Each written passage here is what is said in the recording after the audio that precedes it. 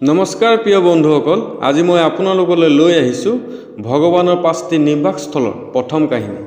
যদি ভিডিঅ'টো চাই ভাল পায়, লাইক, কমেণ্ট আৰু ছাবস্ক্ৰাইব কৰিবলৈ নাপাহৰিব। তেতিয়াহ'লে আহক এতিয়া ভিডিঅ'টো আৰম্ভ কৰোঁ। পুৰণি কালৰ কথা। নৰোত্তম নামৰ সুপ্ৰসিদ্ধ এজন বামুণ আছিল।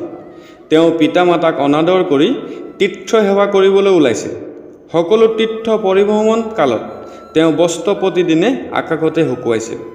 তাৰ বাবে তেওঁৰ মনত বৰ অহংকাৰ জাগিছিল। তেওঁ ভাবিছিল, তেওঁৰ দৰে পুণ্য আত্মা আৰু মহাযশস্বী অইন কোনো নাই। এদিন তেওঁ মুখ খুলি সেই কথা কোৱাৰ সময়ত এটা বগলীয়ে তেওঁৰ মুখত মল ত্যাগ কৰি দিলে। ব্ৰাহ্মণে ক্ৰোধিত হৈ তাইক অভিশাপ দিলে। বেচেৰী বগলী তৎক্ষণাৎ ভস্ম হৈ মাটিত পৰি গ'ল। বগলী মৃত্যু হোৱাৰ লগে লগে নৰোত্তমৰ মনত মহামোহে প্ৰৱেশ কৰিলে। সেই পাপৰ ফলত ব্ৰাহ্মণৰ বস্ত্ৰ আৰু শূন্যত ওলমি নথকা হ'ল।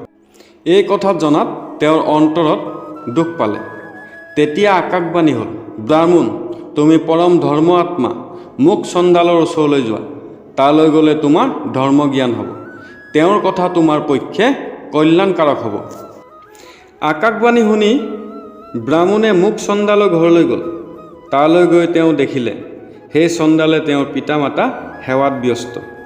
ঠাণ্ডা দিনত সেই চণ্ডালে পিতা মাতাক গা ধুবৰ বাবে পানী গৰম কৰি দিয়ে। তেওঁলোকৰ দেহত তেল মালিচ কৰি দিয়ে। শৰীৰৰ গৰম কৰাৰ বাবে কাষত জুই জ্বলাই ৰাখে। খোৱাৰ পিছত পাণ খাবলৈ দিয়ে। সুন্দৰ গৰম বস্ত্ৰ পিন্ধিবলৈ দিয়ে। প্ৰতিদিনে মিষ্টান খাবলৈ দিয়ে। বসন্তৰ সময়ত সুগন্ধ মহুৱাৰ মালা পিন্ধায়। তেওঁলোকৰ বাবে আৰু যিবোৰ সামগ্ৰীৰ প্ৰয়োজন সেয়াই দি তেওঁলোকক নানাভাৱে সেৱা কৰে। গৰমৰ দিনত পিতা মাতাক বিচনীৰে বিচি দিয়ে। এইদৰে সদায় তেওঁলোকৰ পৰিচৰ্যা কৰি তাৰ পিছতহে তেওঁ আহাৰ গ্ৰহণ কৰে। পিতা মাতাক ক্লান্তি আৰু কষ্ট নিবাৰণ কৰা তেওঁ প্ৰত্যাহিক নিয়ম আছিল। এই পুণ্য কামৰ বাবে কোনো আধাৰ বা স্তৱ নোহোৱাকৈ তেওঁ গৃহ শূন্যত অৱস্থান কৰিছিল। তেওঁৰ গৃহত ত্ৰিভুৱনৰ প্ৰতি ভগৱান শ্ৰী হৰি মনোহৰ ব্ৰাহ্মণ বেগ ধৰি সদায় ঘূৰি ফুৰিছিল। সেই সত্যস্বৰূপ পৰমাত্মাই তেওঁৰ মহাসত্যময় তেজস্বী বৃগ্গৰ দ্বাৰা সেই চণ্ডালৰ গৃহত শোভা বৃদ্ধি কৰিছিল।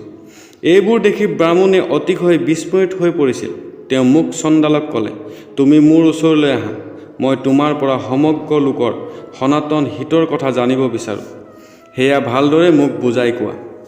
মোক চণ্ডালে ক'লে, বিপ্ৰ, মই এতিয়া পিতা মাতাৰ সেৱা কৰি আছোঁ। আপোনাৰ ওচৰলৈ কেনেকৈ যাম? এওঁলোকৰ পূজা সম্পূৰ্ণ কৰাৰ পিছত আপোনাৰ প্ৰয়োজন পূৰ্ণ কৰিম।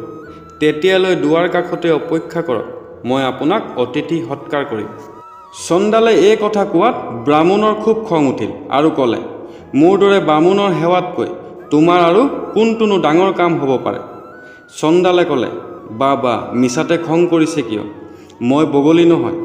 আপোনাৰ খং বগলীৰ ওপৰতে সফল হ'ব পাৰে, অন্য কাৰো ওপৰত নহয়।